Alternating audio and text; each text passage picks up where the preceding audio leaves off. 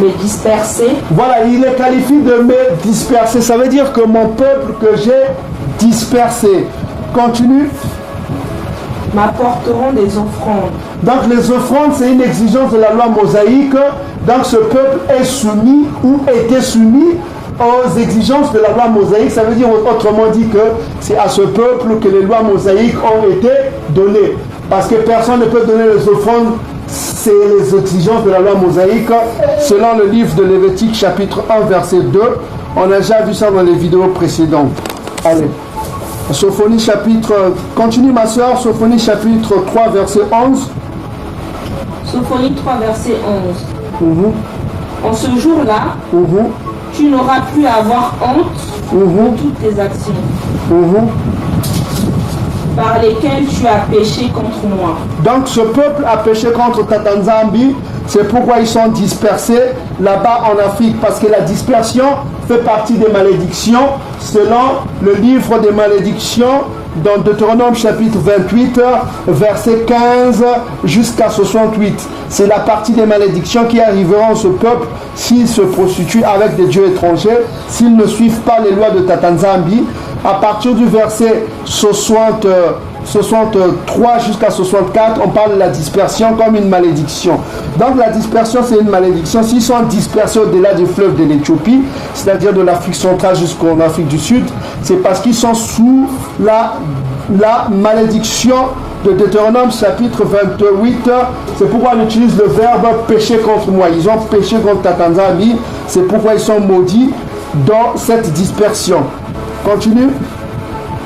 Car alors, j'ôterai du milieu de toi ceux qui triomphaient avec arrogance. Et tu ne t'énorgueilliras plus sur ma montagne sainte. Voilà, donc ce peuple ne s'enorgueillira plus sur la montagne sainte. Donc on voit que, on parle ici que tu n'auras plus à avoir honte. On sait pourquoi ils n'auront plus à avoir honte. On a déjà vu ça dans les vidéos précédentes. Ok. Donc ma soeur, tu peux continuer à lire Sophonie chapitre 3, verset 11. En ce jour-là, en ce jour-là, tu n'auras plus à avoir honte de toutes tes actions par lesquelles tu as péché contre moi. Donc ce peuple au-delà du fleuve de Couche, qui sont dispersés, qui sont les invocateurs, les adorateurs de Tata Nzambi, ils n'auront plus à avoir honte de toutes les actions par lesquelles ils ont péché contre Tata Nzambi. Pourquoi? Parce que Tata Nzambi aura pitié de son peuple. Le mot pitié, c'est la miséricorde. Selon Ésaïe chapitre 14, verset 1. Tata Nzambi aura pitié de son peuple. C'est ce que Ésaïe chapitre 14, verset 1. C'est-à-dire que Tata Nzambi aura miséricorde de son peuple.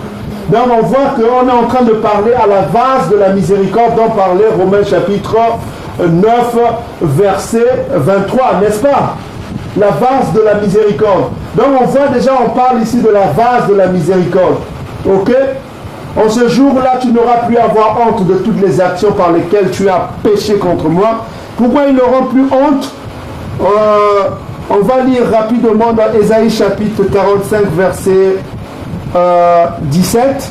Ésaïe chapitre 45, verset 10 et 6. C'est par Tata Nzambi qui Solélé obtient le salut. C'est un salut éternel, c'est-à-dire que la vie éternelle. Ok? C'est pour les Bantous. Vous ne serez ni honteux ni confus. Donc ils n'auront plus à avoir honte. N'est-ce pas? Ni honteux. Le mot honteux, ça veut dire ne plus avoir honte. C'est la honte, non? On dit ici, vous ne serez ni honteux ni confus. Jusqu'à quoi? Jusque dans l'éternité. Ma soeur, tu peux lire dans ta version. Ma soeur, tu peux lire aussi dans ta version Ésaïe chapitre 45, verset 17. Le peuple n'aura plus à avoir honte, le peuple bantou. Ma soeur, tu vas lire en français et ma soeur va lire en anglais. Ok? Vas-y en français. Ésaïe 45, verset 7. 17. Verset 17. C'est par Eyambé qui Solélé obtient le salut. Il obtient quoi? Le salut. Il obtient quoi? Le salut. Un salut temporaire, on va savoir. Est-ce que c'est un salut temporaire pour quelques années, pour 2 ans, pour 3 ans, pour 1000 ans, comme on lit dans l'Apocalypse, Isaïe régnera 1000 ans. Est-ce que c'est un salut temporaire? Un salut quoi? Un salut éternel. Un salut quoi? Éternel. Autrement dit, un salut sans fin. Le mot éternel, ça veut dire sans fin. Ok? Donc la vie éternelle, ce n'est pas pour tout le monde. C'est pour les Bantous. Les Bantous vivront éternellement. Quand Isaïe Congo viendra, les Bantous élus seront récompensés, ils vivront éternellement. Les Bantous élus dans le land sont inscrits dans le livre de vie. Donc il faut faire en sorte que ton nom soit inscrit dans le livre de vie pour que tu bénéficies de cette prophétie. Donc ce n'est pas tous les Bantous. Donc il faut vraiment... persévérer jusqu'à la fin, comme le dit le livre de Matthieu chapitre 24 verset 13. Il faut de la persévérance dans la foi pour obtenir ce salut-là éternel. Et puis qu'est-ce qu'il dit la suite? Verset 17. Un salut éternel. Vous ne serez ni honteux. Ni quoi? Ni honteux. Ni quoi? Ni honteux. Alors souviens-toi de ce qu'on a dit quand on a dit dans Sophonie chapitre 3 verset 11. Vous n'aurez plus à avoir honte. Donc ça veut dire qu'ils ne seront plus honteux, autrement dit. Pourquoi? Parce que le salut vient à eux, n'est-ce pas? Vous n'aurez plus à avoir honte. Parce que le salut vient à eux, ni confus même, on a dit. Jusqu'à quoi? Jusqu'à 17. Vous le savez. Dans l'éternité. Voilà, jusque dans l'éternité. Parce que l'éternité, c'est pour eux. Les Bantous vont rentrer dans une deuxième phase. C'est pourquoi j'ai toujours pensé que les Bantous ne sont pas des hommes, mais les Bantous sont des dieux. C'est-à-dire des Benanzambi. Les élus Bantous sont des dieux parce qu'ils recevront un corps qui n'est pas un corps charnel. Comme vous avez lu dans le livre de Corinthiens, chapitre 11 et chapitre 15, c'est-à-dire que les Bantous auront un nouveau corps, un corps immatériel. Ils auront un corps qui ne tombera pas malade, un corps qui ne sera pas mortel. Ils n'auront pas un corps avec, comme nous avons le corps. Ils auront un corps que le corps qui a revêtu Isaïe quand il a ressuscité des morts. C'est un corps qui n'est pas un corps matériel, un corps qui périt, un corps qui pourrit. Ils n'auront pas un corps, comme dit dans les livres de la sagesse de Salomon, c'est-à-dire un corps qui pourront changer à leur guise. Tu comprends? Donc ils auront un corps immatériel, un corps qui ne tombera pas malade, un corps éternel. Donc on voit que ces promesses-là concernent le peuple qui est au-delà du fleuve de l'Éthiopie. Le fleuve de l'Éthiopie, c'est-à-dire de l'Afrique centrale jusqu'au sud. Toutes ces promesses de la Bible, c'est pour eux. Est-ce que vous commencez à comprendre? C'est pour ce peuple. Et c'est bizarre, je vois ce peuple c'est un peuple zélé. Partout tu vois ces Bantous, ces Congolais notamment, ils sont attachés à Tatanzambi dans le mensonge. Même...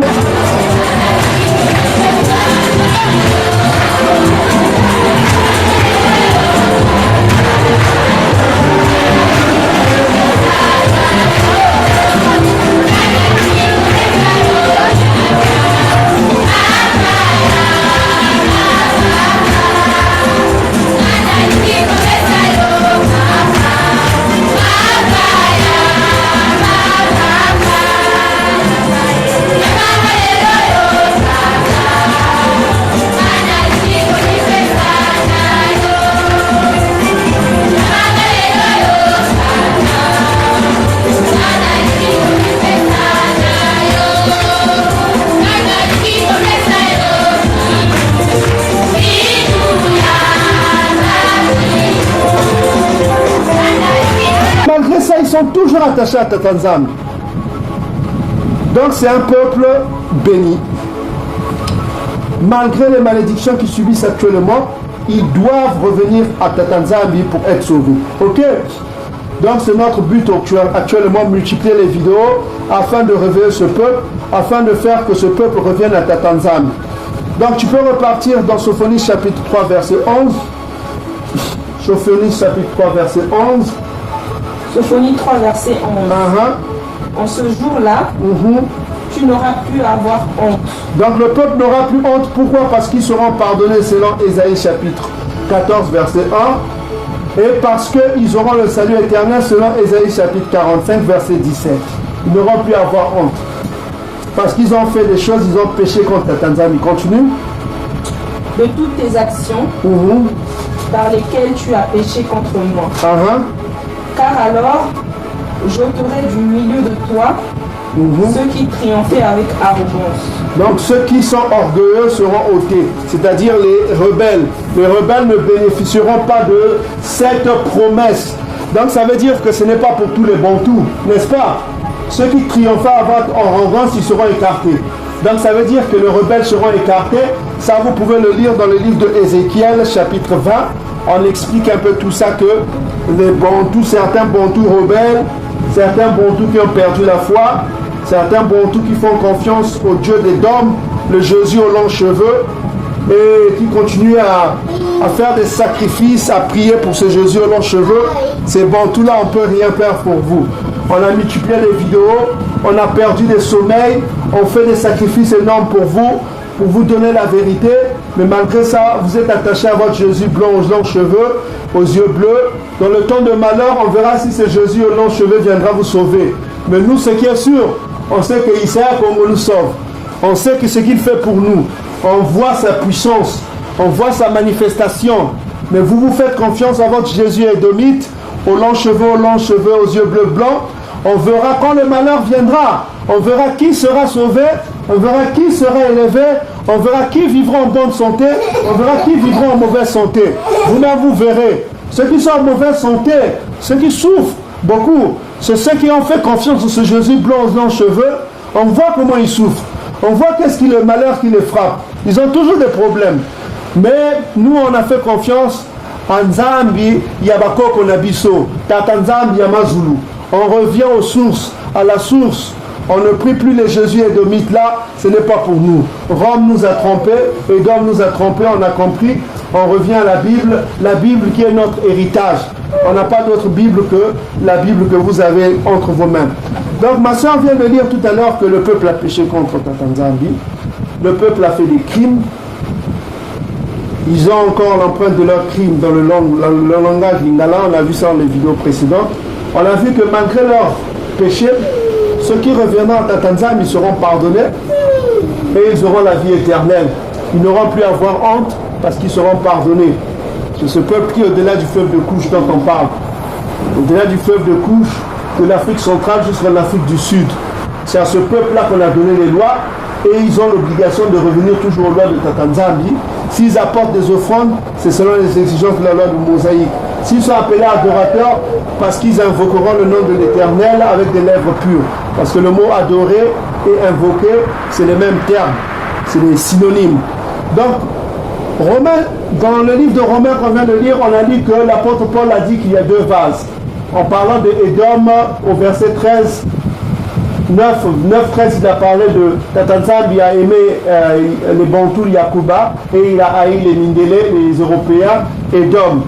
Et on a vu que, en fait, il les a créés comme une vase d'honneur et une vase de perdition, vase de la colère et vase de la gloire.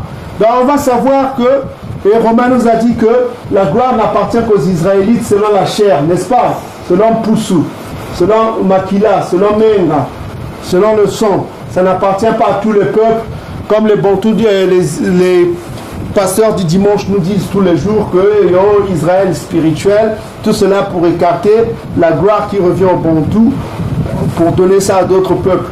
Vous ne pouvez pas donner ce que Tatanzambi n'a pas donné. Vous ne pouvez pas faire des choses que Tatanzambi n'a pas dit.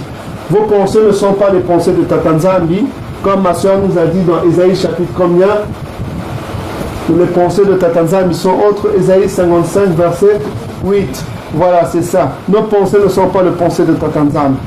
Donc ma soeur, on va toujours voir que ce peuple qui est au-delà du fleuve de Couche, qu'est-ce qu'on dit encore pour eux?